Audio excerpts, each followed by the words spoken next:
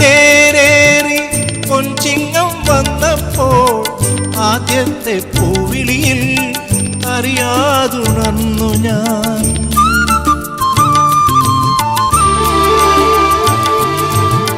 വെള്ളിനില തേരേറി പൊൻചിങ്ങം വന്നപ്പോൾ ആദ്യത്തെ പൂവിളിയിൽ അറിയാതുണർന്നു ഞാൻ.